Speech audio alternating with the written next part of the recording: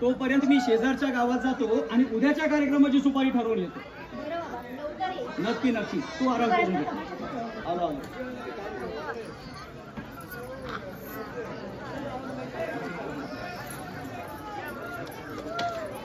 सुंदरा, हे सुंदरा, बरं झालं लवकर आलं. अगं इतक्या तातडीनं का बोलावलंस मला? माझ्या उदरात आपल्या प्रेमाचा अंकुर वाढवतो. आता लपवणं शक्य नाही. बाबाला भेटून आपल्या लग्नाचा विषय काढा ना. नाही, हे शक्य नाही सुंदरा. तुझ्या उदरात वाढणारे हे मूल कोणत्याही जन्माला येता कामा नये. इनामदार साहेब, काय चुकलं माझं? असं नका वागू. अहो, कलावंत आहे मी. माझ्याचा प्रेमाचा खेळ करू नका. माझ्या समोर आपल्या बाळाला पदरात घ्या. मूर्खासारखं बोलू नकोस. गं, या गावचा इनामदार आहे. एका तमाशात नाचणारी बरोबर जर लग्न केलं तर हा गाव कोंडात शेड घालेल माझ्या. शक्य नाही सुंदर आहे, शक्य नाही. इनामदार साहेब, काय चुकलं माझं? तुमच्यावर जीव ओळख टाकला. तुम्ही म्हणाल तसे वागले. अहो, प्रेम केलं होतं तुमच्यावर आणि तुमचं लग्न झालेलं आहे आणि तुम्हाला एक मुलगी सुद्धा आहे हे लपवलं. फसवून माझ्या आयुष्याचा चुराडा केला आणि आता वाड्यावर सोडून निघाला. सुंदरा, खरोखर हा प्रेमाचा खेळ नव्हता. अगं तुमच्या प्रेमात पुरता वेडावलं होतं. पण तुला गमवायच्या भीतीनं आजपर्यंत हे सत्य लपवून ठेवलं. पण एक सत्य आहे, काही झालं तरी मी तुझा स्वीकार करू शकत नाही सुंदर. हे माझ्या हातात नाही आता सुंदरा. क्षमा कर मला. क्षमा कर. हा विचार प्रेमाचा डाव करून माझं आयुष्य उद्ध्वस्त केलं, त्या आधी करायचा होता. आज जर स्वीकार नाही केला तर भर तमाशात संपूर्ण गावासमोर तुम्ही माझ्या प्रेमाचा खेळ कसा केलात आणि तुमचं पोर माझ्या पोटात वाटतंय हे सांगणार आहे. जाते मी. नाही सुंदरा, ऐक जरा. सुंदरा, हे परमेश्वरा, काय झालं? खरोखर हिला असं केलं तर? या गावचा इनामदार असून सुद्धा या गावची लोक गाढवावरून दिंड काढतील माझी.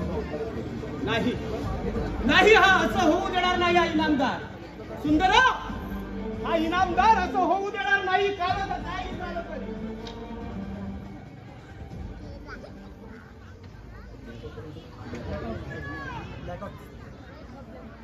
माझ्या या गावात माझ्या अब्रूचे धिंडवडे निघण्या अगोदर तुला तुझ्या तमाशाच्या फडासहित जाळून टाकेल हा इनामदार. अगं, तुझ्या प्रेमापेक्षा अब्रू प्यारी आहे या इनामदाराला. सुंदरा, तुला मरणे हा एकच पर्याय आहे. सुंदरा, मरायला तयार हो. सुंदरा,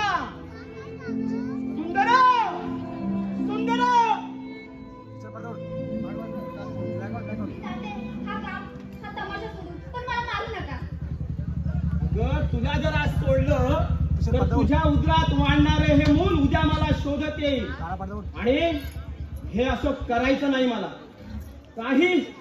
काही झालं तरी तुला या पोटच्या मुलासहित मरावंच लागेल. सुंदरा, स्वतःला या अग्नीच्या स्वाधीन कर. सुंदरा, नीच माणसा, आज जसा तू या आगीत मी जळते तसा तू सुद्धा जिवंतपणे पुत्री योगाच्या आगीचे चटके घेत कणाकणा मरशील. सुंदरा,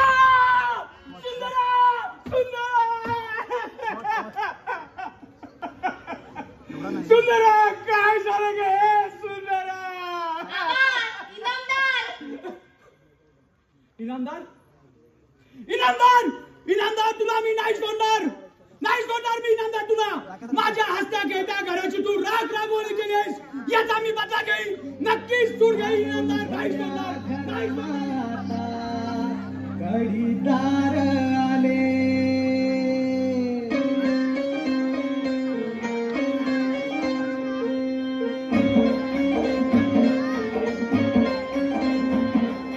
पायरीला गेले तडे, पाय झाले सोड. पायरीला गेले तडे, पाय झाले जड. आर देवा तुझ्या देवळात चोरट्यांचा फड.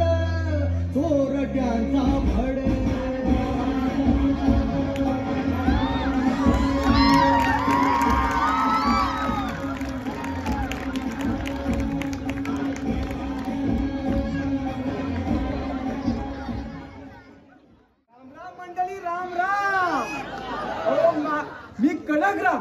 माझ्या आयुष्यातल्या सगळ्यात 2 मोठ्या चुका कुठल्या काय विचारता. एक म्हणजे माझा जन्म आणि दुसरं म्हणजे जो माझं नाव. काय नाव? कडक राम. नुसती जो आयुष्याला कडकी लागली. आता करायचं काय?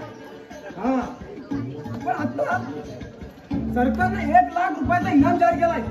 100 लाखाला पकडायला. आता त्याला पकडतो आणि 1 लाख रुपये घेतो आणि तो जातो कुठेतरी. त्यासाठी काहीतरी करावं लागेल. काय करू? हा गावात भावाभावांचा तमाशाला असं ऐकलं होतं. एखादी नोकरी नक्कीच मिळेल. अगदीच नाही भेटली तर नाचतीच नक्की भेटत. बघतो काहीतरी भेटत. भवानराव, भवानराव.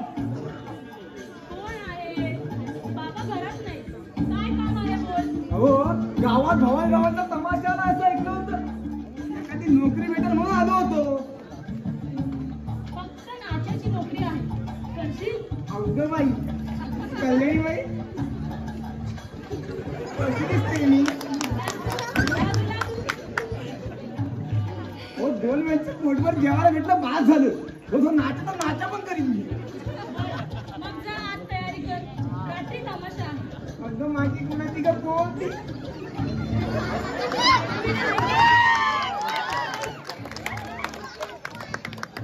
बाई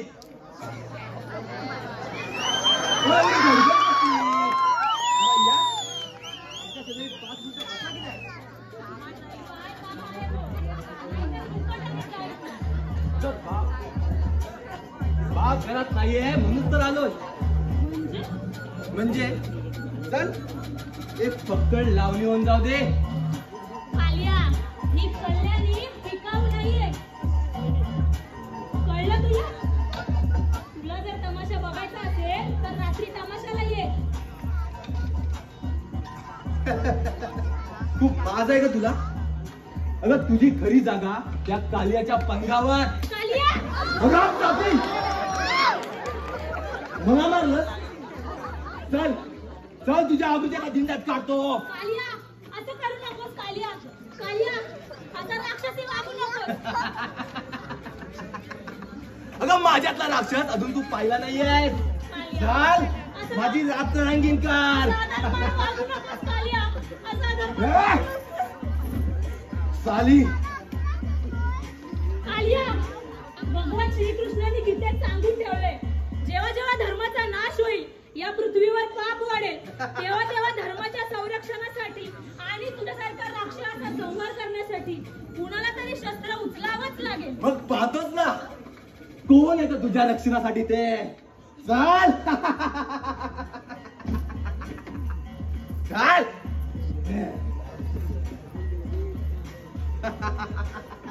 कालिया सोड तिला. अरे तुझ्या खड्यावर उभा राहून तयाच्या नाचाला धर्म आलाय. अरे आया बहिणीची अप्रूत म्हणजे तुला बापाची जहागिरी वाटली की काय रे? धर्मा, अरे तू काय माझं वाकडं करणार आहेस? अरे दर्या खोरात फिरणारा मामुलीचा डाकू तू. आधी तुझ्याकडे पाहतो मग हिच्या सौंदर्याचा आस्वाद घेतो. अरे संभा लाखूच्या तालमीत वाढलाय हा धर्मा. एवढाच जर माज आहे तर आज जिवंत जाऊनच जावं माझ्या पंजातून. आज पवित्र करतो हे गाव तुझ्या रक्तानं. मग त्यासाठी तुझा बळी घ्यावा लागला तरी 72. कालिया,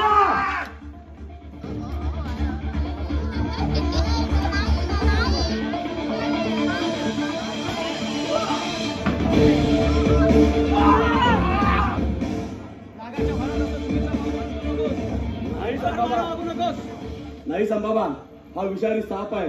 याला इथे ठेचलाच पाहिजे. आज जर याला सोडलास तर परत येईल हा इथे दंश करायला. याच्या मृत्यूची शिक्षा हीच, याला असा अर्धमेला करूनच सोडून द्यायचा आहे. हे कालिया चल ओठ हे घेतोन नाहीतर फुकटचा मरशेल. आता जातोय पण परत येण्यासाठी लक्षात ठेव त्याचा मी बदला घेतल्याशिवाय राहणार नाही. आता जातोच की करू एक गाव आणि दोन तुकडे. संभाबा, आज याला जिवंत जाऊन देऊन चूक केली आपण. अरे हा परत येईल. सुडाची भावना परत घेऊन येईल याला.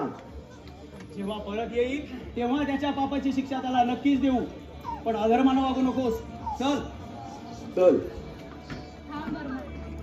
आज तू आला नसतास तर हा देह जिवंत राहिला नसता. धर्म, कल्याणी, मी माझं कर्तव्य केलं. धर्मा, माझं सर्वस्व स्वीकार करशील?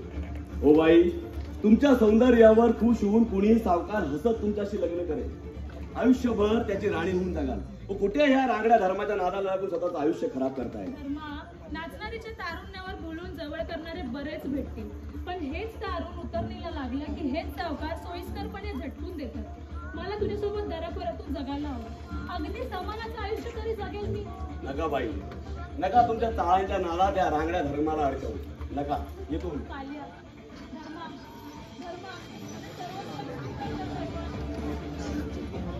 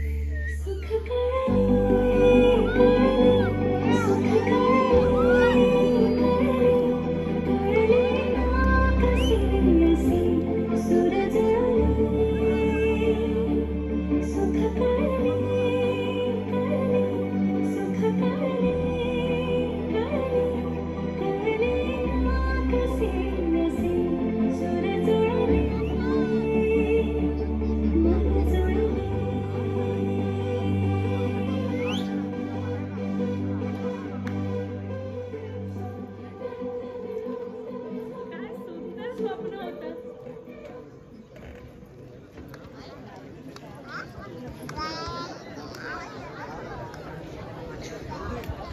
Hello hello.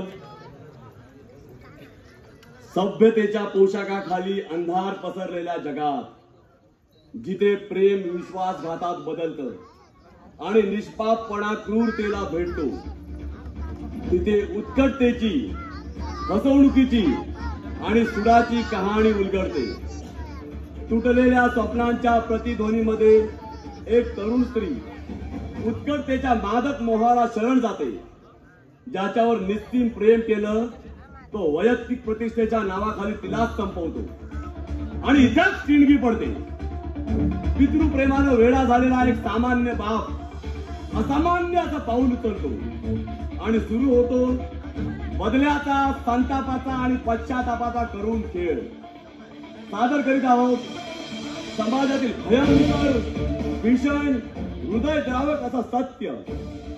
ही कहाणी आहे 1980च्या दशकातील, जेव्हा शेठ सावकारांची जुलमी सत्ता उत्कटतेच्या शिगेला पोहोचली होती. कुठे निर्दयी डाकू दरोडेखोर गरिबांना छळत होते, तर कुठे काही दरोडेखोर गरिबांची रक्षणकर्ता म्हणून उभे ठाकले होते.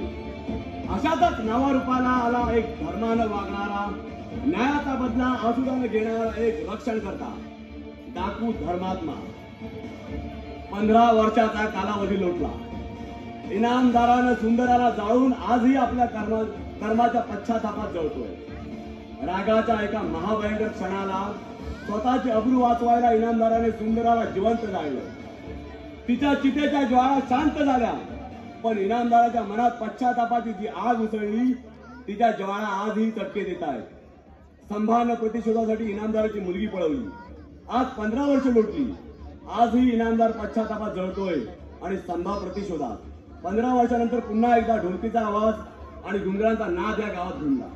पात्र परिचय: धर्मा सतीश घोरपडे, संभा जयेश घोरपडे, इनामदार रुपेश कदम, डालिया सागर कदम, कल्याणी चैताली कबाडे, दौलत सुनील गुडेकर, चमन महेश सावंत, दौलत विजय कदम, भवानराव प्रमोद घोरपडे, सुंदरा प्राजक्ता धामणे, रावराव तुषार घोरपडे, सर्जा तुषार सावंत आणि साथीदाराच्या भूमिकेत अमोल कदम.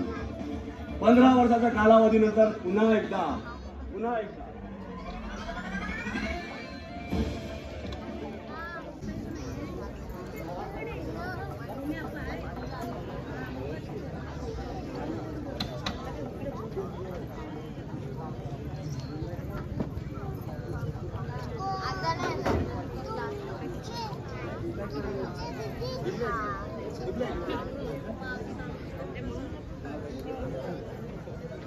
ज्योतिबा, ए ज्योतिबा, गावात तमाशा पुणेकरांचा तमाशा आलाय गावाला. कोणाची हिंमत झाली या गावात तमाशा आणले?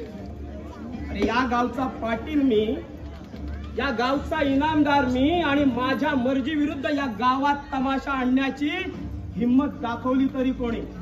समजा गावकऱ्यांच्या वतीने दौलतराम सावकारांनी तमाशा आणलाय. दौलतराम सावकार? अरे दौलतीनं एवढा मदान झालाय की गावात तमाशा आणण्यापूर्वी या गावच्या इनामदाराची त्यानं साधी परवानगी सुद्धा घेऊ नये. तुम्ही परवानगी देणार नाही म्हणून दौलतरामाच्या चितावणीने गावाला चितावणीने दौलतराम सावकारांनी तमाशा आणलाय. ते शक्य नाही. अरे गेल्या 15 वर्षात या इनामदाराच्या मर्जी विरुद्ध या गावात साधं तुणतुण वाजलं नाही. आणि जोपर्यंत हा इनामदार या गावात जिवंत आहे ना, तोपर्यंत या गावात कोणतीही बाई पायात चाळ बांधून नाचणार नाही. ज्योतिबा, जा माझी बंदूक आण. माझ्या मर्जी विरुद्ध या गावात तमाशा नाचवणाऱ्या एकेकाची डोकी फोडतो मी, आणि त्या दौलतरामाच्या तर छातीच्या चिंधड्या करून वाट्यावर फेकून देतो. पण मालक, तमाशाची तुम्हाला इतकी चिड काय येते? गावात तमाशा आणायचा नाही अशी बंदी घातली तुम्ही. इतर गावाप्रमाणे आपल्या बी गावी तमाशा व्हावा अशी समजा गावकऱ्यांची इच्छा असते, पण त्यांची इच्छा तुमच्या इच्छेला का तुडवता?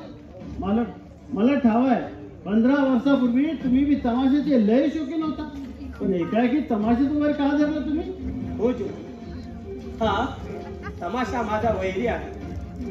एका मोहाच्या आणि आसुरी क्षणाच्या घटनेनं हा तमाशा माझा हाडवैरी झाला. बाईची लावणी ऐकली, चाळाचा आवाज ऐकला की कुणीतरी माझ्या कानात तप्त तेल होत अशा वेदना होतात मला.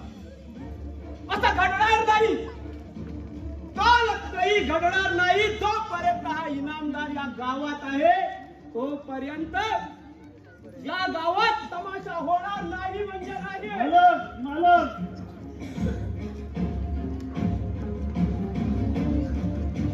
या गावात माझ्या मर्जी विरुद्ध तमाशा नाचवणाऱ्या एकेकाची डोकी फोडतो मी. मालक, तेथे जाऊ नका तुम्ही. दौलतराम आणि त्याचा निर्दय मुलगा कालिया तुम्ही तमाशा बंद पडाले म्हणून तयारीत बसले आहेत. अरे म्हणून का ना मर्दाप्रमाणे त्यांचा तमाशा ऐकत घरात बसून एक तरी तो दौलतराम तरी जगेल, नाहीतर हा इनामदार तरी मरेल तमाशा बंद पाडताना. मालक, तमाशाचा इतका संताप का तुम्हाला? ज्योतिबा, हा तमाशानेच माझ्या आयुष्याचा तमाशा केलाय रे. माझं संपूर्ण आयुष्य उद्ध्वस्त त्या तमाशानेच केलं. ज्योतिबा, तुला तुझ्या मुलाची कधी आठवण येते का रे? पोटच्या पोराची आठवण कशीच येईल मालक. जाता येता तरण्या बहान पोरासनी बघून माझं बी पोरग एवढंच झालं असेल असं आठवून एकलाच जायचं करतो. पण माझं दुःख मी तुमच्यापाशी कधी सांगितलं नाही. कारण मी जसा पोराशिवाय चढतोय तसं तुम्ही बी आपल्या पोरीसाठी तळमत आहे. 15 वर्षापूर्वी कशाला आपलं अजाण पोराशी पोहलं त्याच्या देवाला ठाऊक. त्या देवास काय ठाऊक आहे ते या निर्दयी इनामदारा. ज्योतिबा, माझ्या मुलीबरोबर तुझी मुलगीही हरवली ते या चांडाळ इनामदारामुळे. काय सांगताय मालक? हो सांगतोय. हातून घडलेल्या पापाची कबुली दे. ज्योतिबा, तू मला शिव्या शाप देशील. तुझ्या नजरेत मी हीट करेल म्हणून मी तुला अद्याप बोललो नाही. पण आज सगळं सत्य तुला सांगणार आहे. ज्योतिबा, तुझी मुलगी हरवली या दुःखाची फक्त तू जळच सोसतोय. पण माझी मुलगी हरवली या दुःखाच्या पापाग्नीत मी संपूर्ण जळतो आहे. आणि याला कारणीभूत फक्त आणि फक्त हा तमाशा. तमाशा? होय ज्योती. आपली मुलं हरवली त्याच वर्षाच्या जत्रेला गावात एक तमाशा आला होता. आणि त्याच वर्षाच्या जत्रेला आपल्या गावात एक तमाशा आला होता ज्योती. आणि त्यात सुंदरा जी होती तिला काय सांगू ज्योतिबा, तुला काय सांगू. आणि त्या सुंदराला या पापी इनामदाराने जाळली रे. या पापी इनामदाराने जाळली. मी पापी आहे रे ज्योतिबा, मी पापी आहे. होय मालक. होय, मी केली राख सुंदराच्या आयुष्याची. मी केली राख स्तंभा माचणीकराच्या आयुष्याची. आणि त्यांच्या त्या पुण्य राखेत माझे सोपी हात सुखाचे शोध घेत राहिले. पण त्यातून न संपणाऱ्या यातनाच मिळाल्या मला रे. असह्य वेदनाच मिळाला मला ज्योतिबा. असह्य वेदनाच मिळाला रे मला. खरंच मालक, तुमच्या हातनं असं काय भयानक कृत्य घडेल असं वाटलं नव्हतं मला. का त्या गरीब पोरगाची जाळला तुम्ही? असा तिचा गुन्हा तरी काय झाला होता? माझ्यावर विश्वास ठेवून माझ्यावर एकनिष्ठ प्रेम करण्याचा गुन्हा केला होता. भोळ्या भावनेनं, भोळ्या भाबड्या त्या पोरीनं मला तिचा देव समजून आपलं जीवन समर्पित केलं. पण तिचा हा देव भावना शून्य माणुसकी सैतान निघाला रे ज्योतिबा. माणुसकीहीन सैतान. खरंच मालक, सैतानाला लाजवेल असं लाजवणं कृत्य केलं तुम्ही. त्यावेळी मी सैतान नव्हतो रे ज्योती. इनामदाराचा रंगेल मुलगा होता.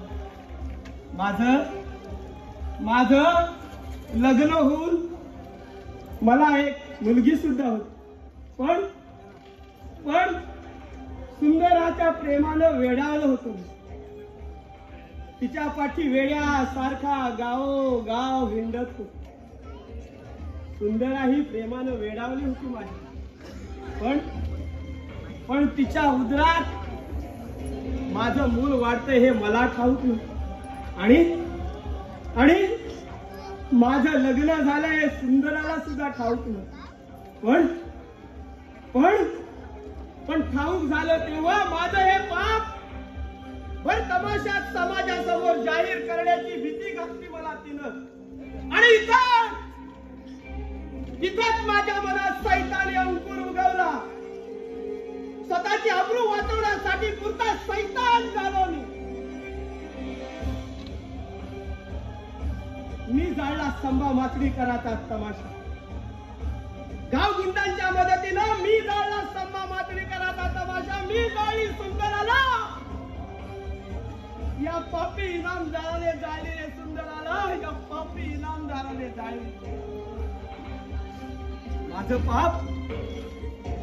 माझं पाप सुंदराच्या राखेबरोबरच जळालं.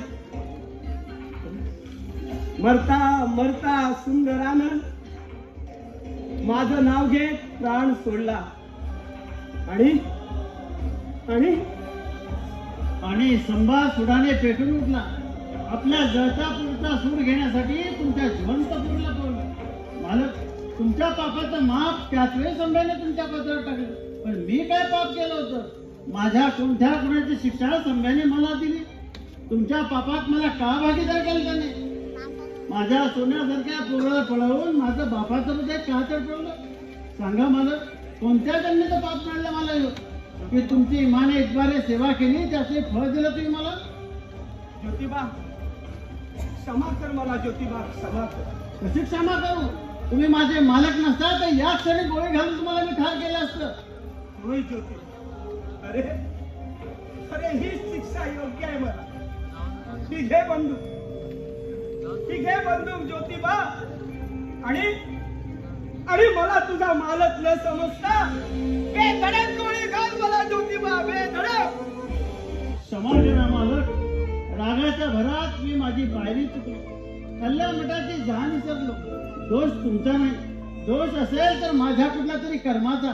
माझ्या कर्माची शिक्षा मी तुम्हाला का करू? ज्योतिबा, अरे ज्योतिबा, फार फार मोठं मन आहे रे तुझं ज्योतिबा. फार फार मोठं मन आहे. पण हे काय मात्र हा तमाशा बंद व्हायलाच हवा. मालक, तेथे जाऊ नका तुम्ही. नाही ज्योती, कुठं चाललाय? कोण कोण? विसरलास? नीट निघून पहा प्रत्येक ओळख. मी ओळखत नाही तुला, पण मी तुला चांगलंच ओळखतो. आणि माझी ओळख करून देण्यासाठीच मी इथे आलोय. संभा डाकू म्हणतात मला. संभा म्हणजे तू संभा वाचली का? बरोबर बरोबर ओळखलंस. संभा माचणी करच मी. आता तुझ्या दृष्टीवरचं गेल्या 15 वर्षापूर्वीपासूनचं पटल दूर झालं असेल. आता तुला बरोबर दिसत असेल हातात टप तू तुला घेतला संभा माचणी कर. पण तो संभा तेव्हाच मेला. आपल्या मुली बरोबर जळाला. चांडाळा, तू जाळलास त्याला. तू त्या तमासगिराला दारोदार भीक मागायला भाग पडलीस. आज तो संभा दऱ्याखोऱ्यातून भीक मागत टाको म्हणून भटकतोय.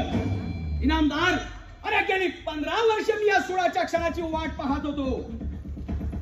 पण तुझा सूड पूर्ण व्हायच्या अगोदर मी गोळी घालेल बघ तुला. मूर्ख इनामदारा, अरे मरण मी माझ्या पाठीला बांधून घेतोय. अंगाला बंदूक लटकवून तुझ्या समोरचा बेदरकारपणे उभा आहे. तो तुझ्याकडून खुशीनं मारला जाण्यासाठी काय अनुष्का, तुझी इच्छा असून सुद्धा तू मला मारू शकत नाहीयेस. पण का मी तुला मारू शकत नाही समजा. कारण तुझी मुलगी आणि या ज्योतिबाचा मुलगा कुठे आहे ते मला ठाऊक आहे. म्हणून बऱ्या बोलानं सांग, या ज्योतिबाचा मुलगा आणि माझी मुलगी कुठे आहे ती, नाही तर आत्ताच गोळी घालेल. मग ती हिंमत नाही रे तुझ्यात. पण संभा, तू माझ्या पोराला का बोललं? मी काय गुन्हा केला होता तुझा? सांग सांग संभा, सांग. आज 15 वर्ष कडक सेवे पोरा वाचून काय केलंस माझ्या पोराचं? का त्याला मी पळवलं? माफ कर ज्योतिबा. तुझी ही पोरासाठी चाललेली तडफड पाहून मला खरंच खूप वाईट पडतं. मी तुझ्या पोराला पळवायला नको. तू माझा गुन्हा केला नव्हतास. पण त्या पोरीला पळविताना नियतीनं माझ्याकडवी तुझ्या पोराला देखील पळवली. सुक्या बरोबर बोलायचं रे. पण कुठे आहे माझा पोरगा? सांग सांग संभा, एकदा सांग माझा पोरगा कुठे आहे? एकदा त्याची माझी भेट घालून दे. हा समजा एकदाच आमच्या मुलांची भेट घालून दे. मुलीच्या काळजी वाचून रात्र रात्र तळमळत काढतो. आणि तू तिला जिवंत ठेवलं असशील की नाही या चिंतेनं तर अन्न पाणीही गोड लागत नाही मला. संभ्या, अरे सांग एकदा तर माझे सगळे अपराध विसरून सांग. माझी मुलगी कुठे आहे ती सांग संभ्या, सांग. इनामदार, अरे आज तुझा सूड घेतल्याचा मला खरा खुरा आनंद होतोय. मला असुरी आनंदाच्या उखळ्या फुटतायत. अरे संताना वाचून बापाचं हृदय कसं तडफडतं हे समजलं का तुला? गेली 15 वर्ष मी सुद्धा असाच माझ्या पोरीच्या विरहानं तडफडत होतो. चांडाळा, तू माझ्या पोरीला जिवंत झालंस, पण मी तुझ्या पोरीला जिवंत ठेवून तुला जिवंत जातोय आणि शेवटपर्यंत जाळतच राहणार आहे. इनामदार, आता तुला मी तुझ्या पोरीचा ठाव ठिकाणा सांगतो. पोरीला पाहून, पोरीला भेटून कसा रडतोस, कसा तडफडतोस, कसा जिवंत मरण जगतोस तेच पाहणार आहे मी. अरे संध्या, इनामदार, अरे तुझ्या नजरेच्या इशाऱ्यानं नाचणारे गावकरी आज त्यांच्याच नजरेच्या इशाऱ्यानं तुझ्या पोरीला नाचवताय. तो दौलतराम सावकार तुझ्या पोरीवर नोटा उधळतोय. त्या दौलतरामाचा मुलगा कालिया, तो तर बेधडक हात धरतो तुझ्या पोरीचा. बस संध्या, बस. जास्त जहर ओतू नकोस कानात. माझ्या ऐकवत नाही रे, मला हे सगळं ऐकवत नाही. अरे ज्यावेळी मुलीला पळवलंस त्याच वेळी तिच्या मानेला नथ का लावलंस नाही रे? का का अशी इनामदाराची इज्जत रस्ती नाचायला लावली संध्या रे? का? कारण तू मला रस्ती भीक मागायला लावलीस म्हणून. इनामदार, अरे जगा वेगळा सूट घेतला रे मी तुझा. इनामदाराची पोट तमाशात नसते हे बघून गाववाले किती कौतुक करतील रे तुझं. नाही संध्या, नाही. ती तमाशात नाचते ती पोर माझी नव्हे. माझी मुलगी कधीच मेली संध्या, माझी मुलगी कधीच मेली. ठीक आहे, नको मुलगी माणूस तिला. मुलगी म्हणून घरात ही घेऊ नकोस. नाचू दे तमाशात तिला. अरे इनामदार, तो कालिया भागाय तुझ्या मुलीवर. नाही समजा, तो गावोगाव भटकेल तिच्यासाठी सारखा. मग तुझी पोर ही फिदा होईल कालियाच्या जवानीवर आणि त्याच्या दौलतीवर. मग कालियापासून तिला गर्भ राहील. कालिया तिला लग्नाला नकार देईल. आपली अब्रू वाचवण्यासाठी तो ही तिला तमाशा फडात जाईल. माझ्या पोरीसारखी तुझी पोरही तडफडत किंचाळत मरेल. संध्या, दूर हो पापी इनामदारा, आणि असाच तडफडत राहा पापाच्या कदमात. नाहीतर जगाला ओरडून सांगून त्या तमाशात नाचणारीला घरात आण आणि समाजाची निंदा नावस्तीची तू सहन करत झिजून मार. येतो मी. थांब संपा, माझा मुलगा कुठे आहे? जिथं आहे तिथं सुरक्षित आहे. वेळ येतात तुझ्याही पोराचा ठाव ठिकाणा सांगेन मी.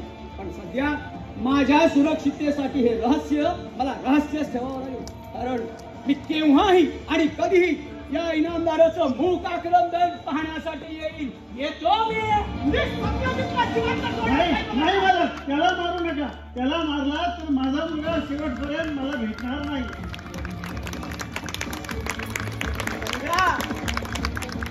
काय केलंस रे समजा, काय केलंस? का अशी इनामदाराची इज्जत रस्ती नाचवलीस रे? का त्यापेक्षा तुम्हाला गोळी का घातली नाहीस? का असं मानहानीचं मरण या महापात्याला दिलं समजा? बंद करा ना, बंद करा. कुणीतरी हा तमाशा बंद करा रे, बंद करा.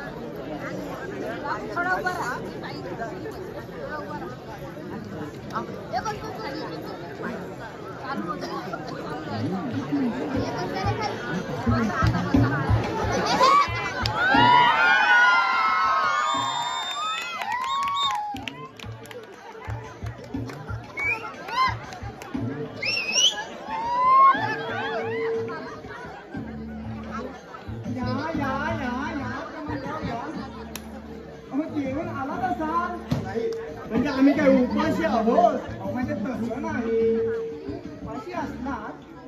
कल्याणी माहिती लावणी देऊन तुमचं पोट तोडून बघा रे. हे जाऊ दे. हो, मला ओळखलं काय? नाही बुवा, विचार काय छगन लोकांना आम्ही नाही ओळखत. हो, हे काय आपण एकाच वर्गात नव्हतो का? माझ्या अभ्यासाची कॉपी करायचा तुम्ही? आम्ही नाही बुवा. हो नाही, म्हणजे तुमच्या अभ्यासाची कॉपी मी नाही का करायचो? नाही बुवा, तुमच्या काय छगन लोकांचा आम्ही कुठे पाहू? हे जाऊ दे. पुन्हा असं काय झालं? हो बाबा, पहिलं तू लांब हो. हा घे तुला. तंबाखू असेल. एवढं रुबाबात बोलता तर स्वतः का ठेवत नाही तुला तंबाखू? मागून काही सवय आहे आम्हाला. तुम्ही नाही सुधारायची. हे घ्या. अरे लांब हो जरा. अंगाला चिकटायला येत जाऊ नका सारखं सारखं. हे काय आमच्या बसण्याची व्यवस्था नाही केली अजून? ते पहा, केलेली व्यवस्था सगळ्यांच्या बसले. कोणाला सांगतोयस तू हे? कोणाला म्हणजे? तुम्हाला. व्यवस्थापक आहोत आम्ही इकडे. झाडू आले नाही. मुकाट्याने आमच्या बसण्याची व्यवस्था कर, नाहीतर एक एक कानपाडीत जाईल तुमच्या. बापरे, मग आमचे हात काय केळी सोलायला गेले नाही? हेही पाहिजेच असतील.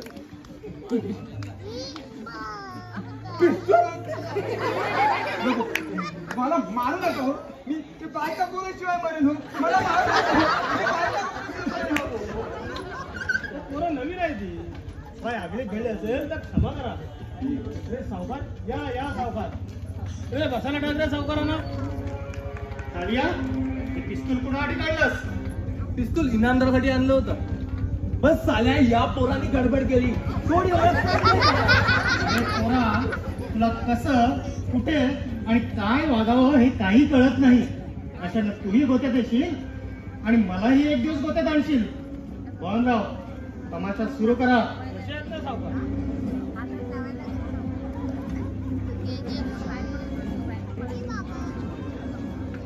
बंद करा. हा तमाशा बंद करा.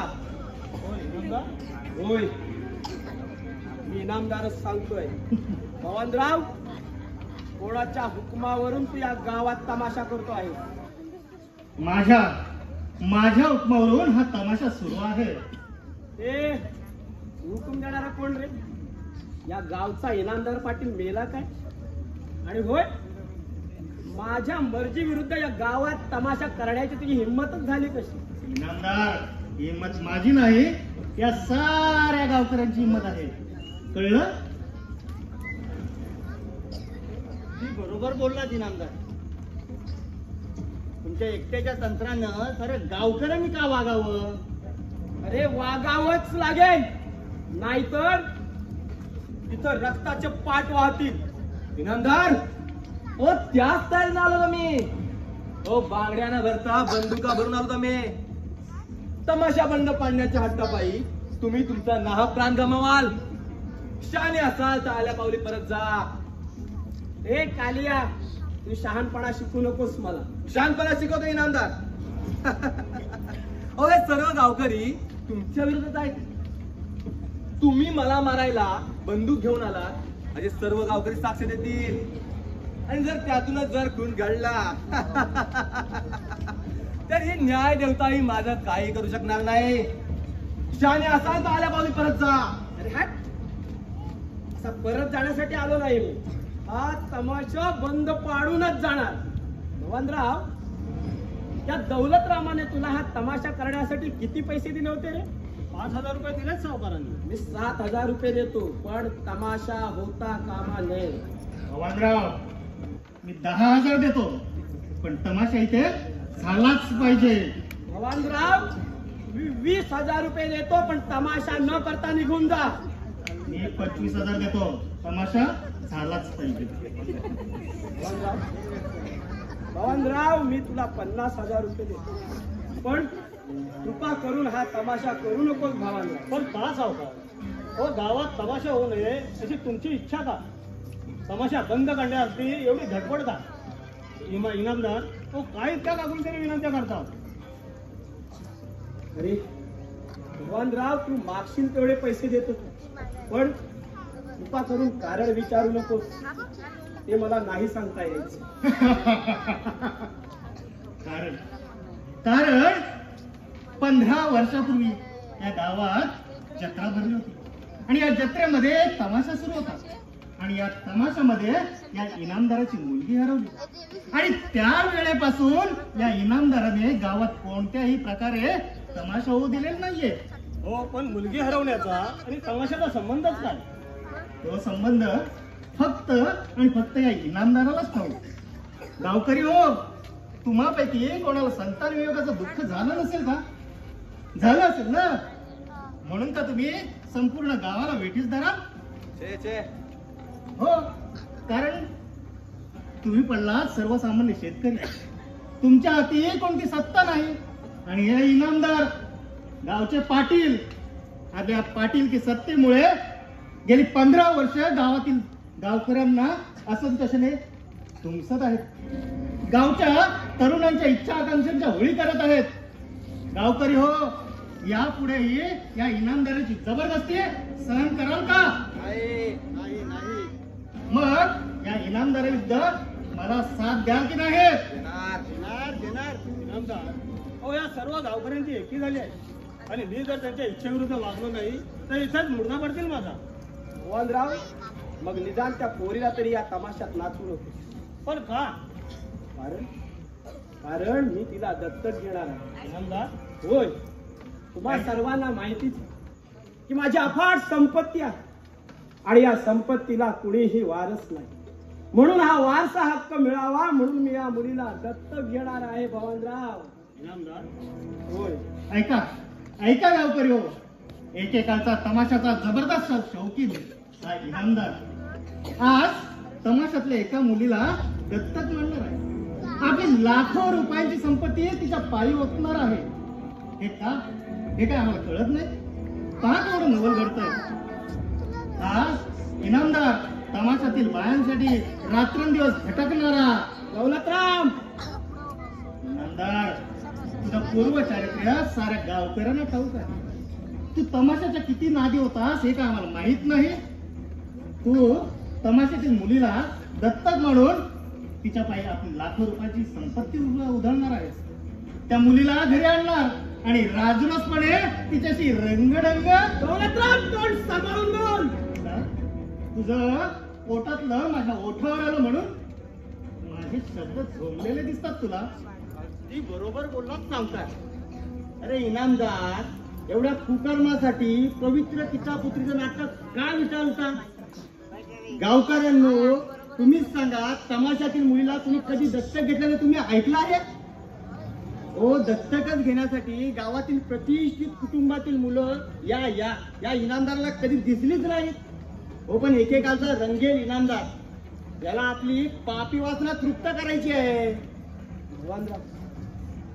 भवानराव, विश्वास, या मुलीला मी दत्तक घेणार आणि या मुलीबद्दल माझ्या मनात जराही पाप भावना नाही रे. खंडोबाची आण घेऊन सांगतो तुला भगवानराव, खंडोबाची आण घेऊन सांगतो. आणि या मुलीच्या रूपानं मला माझी हरवलेलीच मुलगी परत मिळणार आहे.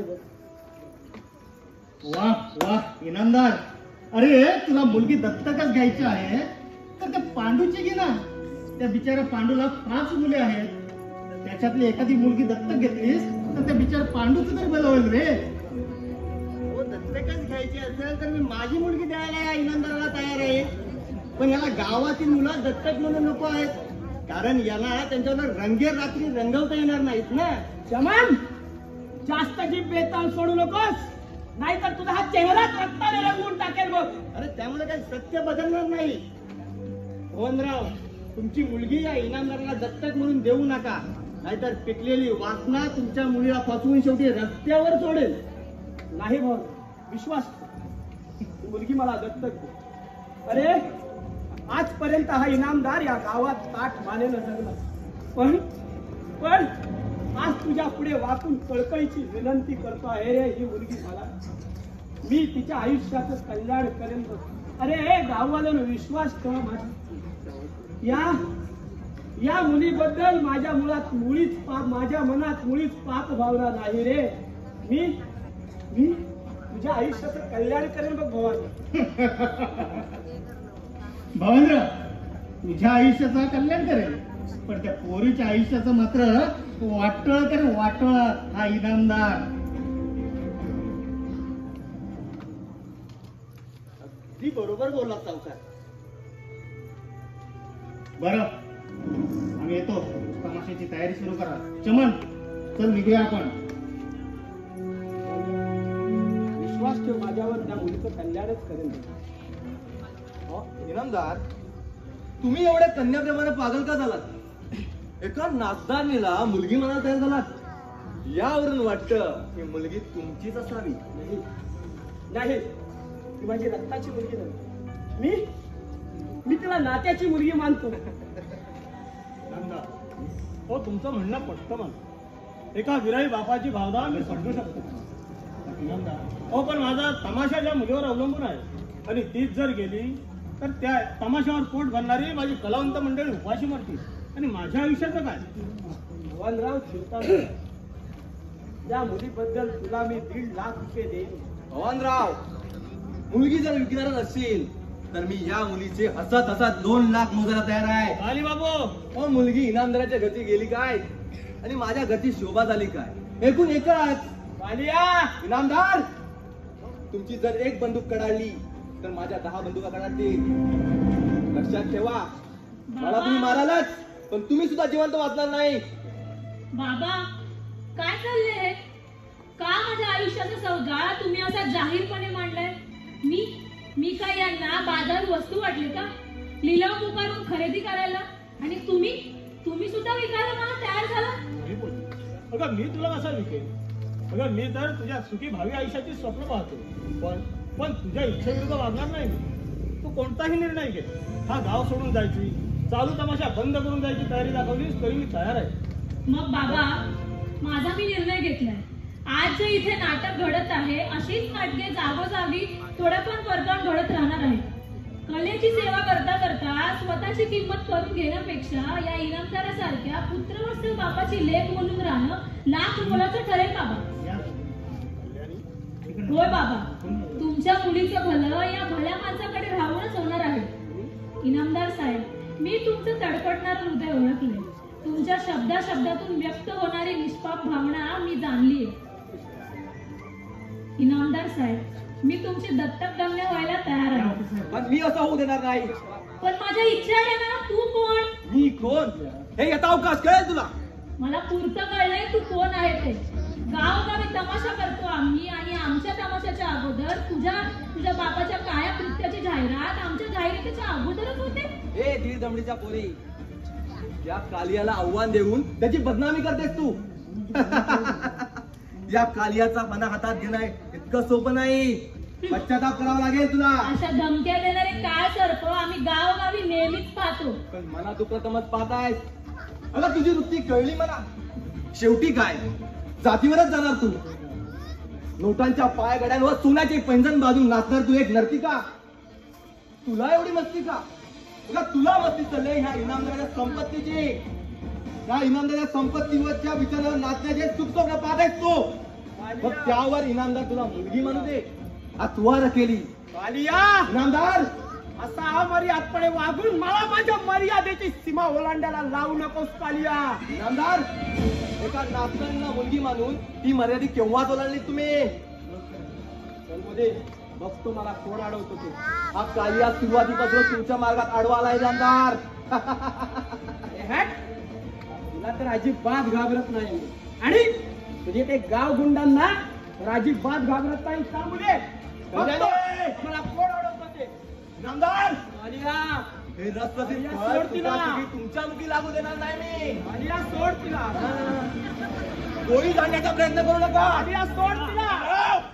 आलिया, आलिया, सोड तिला. आलिया, आलिया.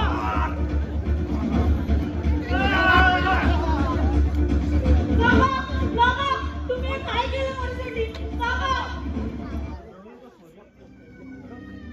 परमेश्वराच्या मनात असं ठरवायचं, माझं कृपाछत्र तुझ्याहून दूर होणार होतं, म्हणून ईश्वराच्या रूपाने हे इनामदार तुझ्या पाठीशी उभे राहिले.